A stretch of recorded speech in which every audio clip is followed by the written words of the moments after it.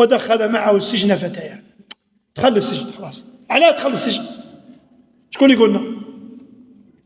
مرته وكذا قالوا له دخله السجن. هذا الهضره تقعد غادي الهضره تقعد غير تعاود.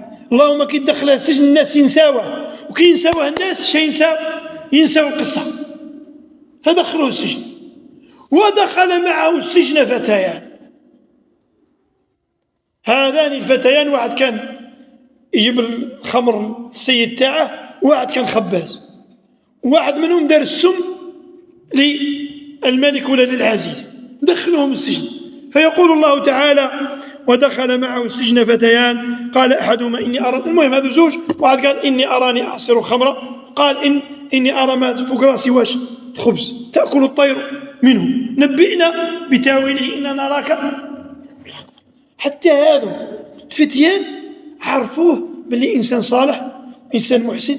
شوف كي تكون عندك أخلاقك ما تقارنش الناس تزكيك، ما تقولش الناس شيء تقول عليا، لا، أخلاقك معاملتك هي التي تزكيك.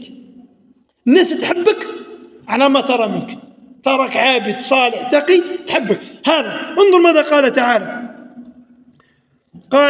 قال أحدهما إني، وقال آخر إني أرى، قال نبئنا بتاويله إننا نراك من المحسنين. بعد واش الآن راهم في حاجة إليه، الدعوة إلى الله في كل مكان، حتى في السجن تحبش. قالوا ما يجيكمش طعام تاكلوه إلا ونبأتكم بتاويله، ثم دعاهم إلى التوحيد. أقرأ لكم ما قال تعالى لنسمع الآيات.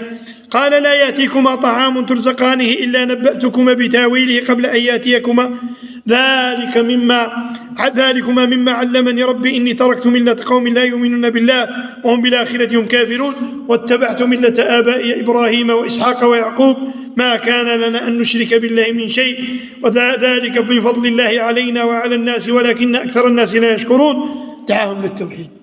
وقالوا: منايا نخليت واحدين يعبدوا غير الله، ليس آباء واحد آخرين.